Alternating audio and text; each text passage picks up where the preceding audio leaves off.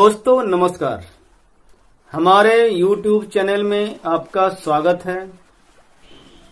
आज हम बात कर रहे हैं मंदे अशुभ ग्रह की। इसका जन्म कुंडली में लग्न से कोई खास संबंध नहीं है। लग्न आपका चाहे कोई भी हो, मेष से लेकर के मीन तक, एक जनरल इफेक्ट जो कि ग्रह के पोजीशन मंदा लगभग हर एक जन्म कुंडली के साथ देता है, उसकी चर्चा आज हम करेंगे। जन्म कुंडली के पहले खाने में राहु, शनि और शुक्र, ये तीन ग्रह ऐसे हैं जिसका कि अच्छा रिजल्ट जातक को नहीं मिलता है। शेष जो भी ग्रह हैं, सूर्य, मंगल, चंद्रमा, तो उसके जहाँ तक हैं अच्छे परिणाम देखने में आते हैं। सिर्फ तीन ग्रह, राहु पहले खाने में हो तो यह सूर्य को ग्रहण लगाता है। सूर्य जहाँ कहीं भी बैठा होगा तो सूर्य के रिजल्ट में यह कमी लाएगा। और साथ ही यह सप्तम भाव पर भी इसका दृष्टि रहता है, तो कहीं न कहीं वैवाहिक जीवन को यह तबाह करता है।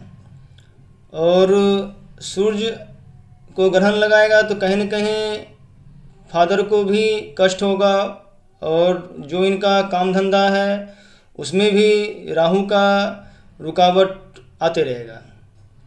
तो कुल मिलाकर के देखा जाए तो राहु का आर्थिक रूप से और जो काम धंधा है, बिजनेस है, व्यापार है, उस पे, और पिता के लिए और साथ ही वैवाहिक जीवन के लिए, ये कुल मिलाकर के इन सब चीज़ों पर राहु का बुरा प्रभाव, नेगेटिव इफेक्ट पड़ता है।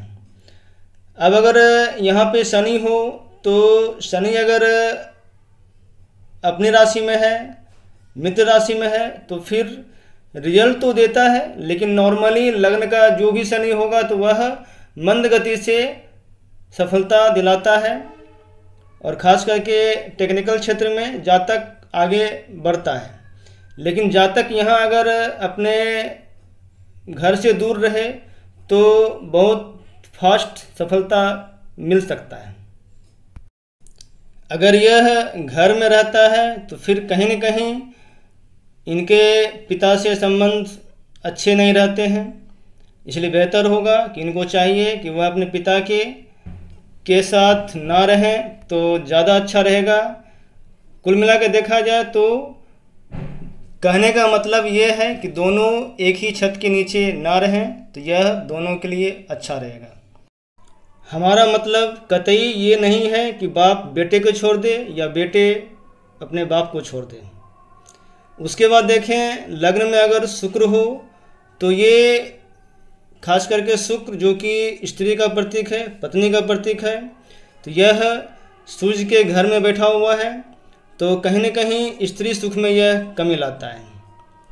साथ ही यह गर्दन संबंधी भी रोग देता है, गले में दर्द, गले में टॉन्सिल टाइप का प्रॉब्लम।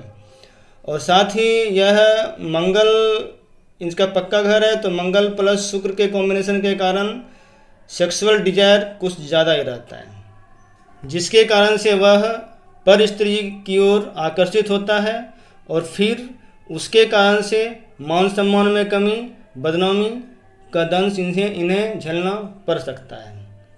लग्न के शुक्र को रंग बिरंगा मामा कहा गया है, जो कि जातक अपनी पत्नी से बहुत ही प्रेम करेगा, लेकिन कहीं न कहीं इनका जो पत्नी का सुख है उसमें कमी रहेगा, अर्थात जो डिजायर इनका होगा वह अपनी पत्नी से पूरा नहीं होगा, जिसके कारण से यह बाहरी स्त्री से पूरा करने की कोशिश करेगा। यहाँ पर हम कॉम्बिनेशन की चर्चा नहीं करेंगे, वीडियो बहुत ही लंबी हो जाएगी। और साथ ही राहु का कॉम्बिनेशन अलग अलग जो ग्रहों से होगा तो वह उसका एक्सप्लेनेशन यहाँ पर हम नहीं कर पाएंगे।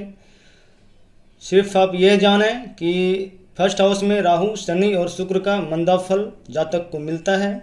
अब हम बात करेंगे जन्म कुंडली के दूसरे खाने की।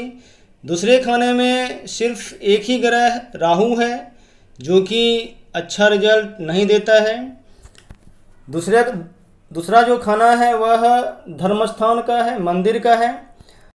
यहाँ पर राहु को छोड़ करके सूर्य, चंद्रमा, मंगल आदि जो भी ग्रह हैं उसका कमोबेश अच्छा रिजल्ट ही मिलता है, कुछ चीज़ों को नेगेटिव इफेक्ट छोड़ करके।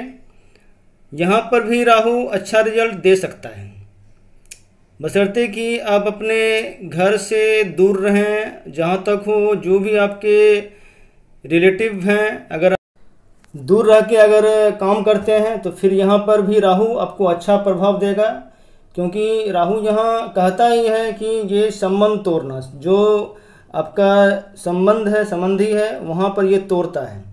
तो संबंध तोड़ के जाए या ना जाए, लेकिन अगर आप घर में भी अगर आप रहते हैं तो अगर ज़्यादा मतलब अगर घरेलू मैटर में नहीं रखते हैं तो फिर यहाँ पर राहु का प्रभाव आपको घर में भी अच्छा मिल सकता है, बशर्ते कि घर का जो भी प्रॉब्लम है, घर का जो भी समस्या है, उसमें किसी भी तरह का हस्तक्षेप ना करें, ना उसमें ज़्यादा इंटरेस्ट रखें, तो फिर यहाँ भी राहु अच्छा रिजल्ट देगा। दूसरे स्थान में राहु को कहा गया है कि धन के घड़े में छेद, अर्थात आप ऊपर से पानी डालते रहिए, घड़ा कभी नहीं भरेगा। अर्थात जो आप काम करना चाहते हैं वह काम आपका उतना धन एकत्रित नहीं हो पाएगा कि आप उस धन से कुछ काम कर सकें। यह बहुत ज़्यादा धन का नुकसान भी करता है। अब बात करेंगे तीसरे खाने की। तीसरे खाने में केतु और बुध का मंदा रिजल्ट मिलता है।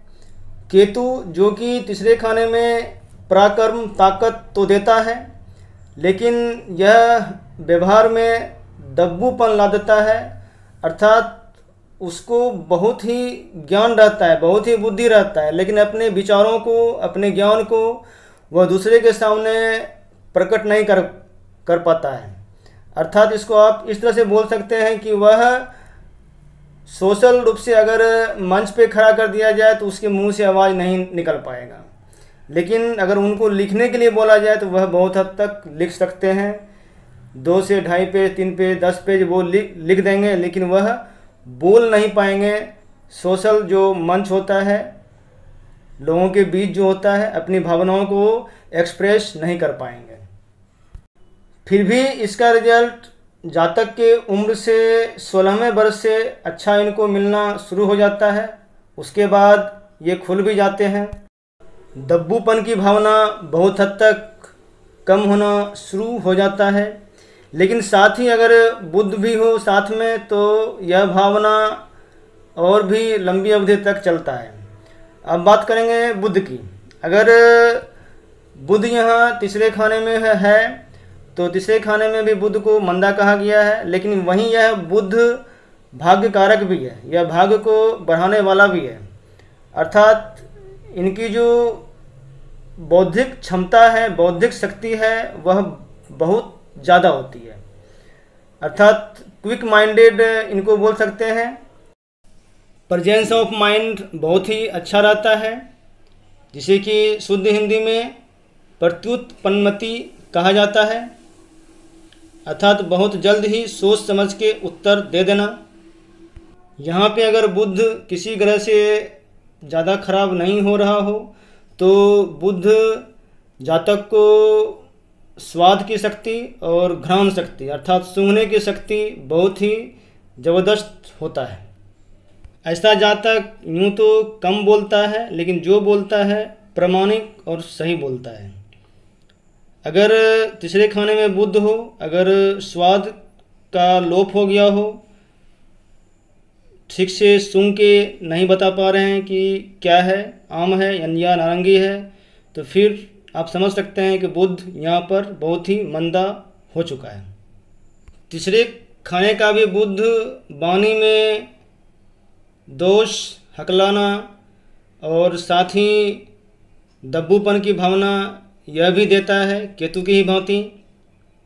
अब बात करेंगे हम चौथे खाने की। चौथे खाने में मंगल, केतु और शनि के अच्छे रिजल्ट नहीं मिलते हैं। इन 3 ग्रहों को छोड़ दिया जाए तो शेष जो भी ग्रह हैं उनका कमोबेश अच्छा रिजल्ट ही जातक को मिलता है।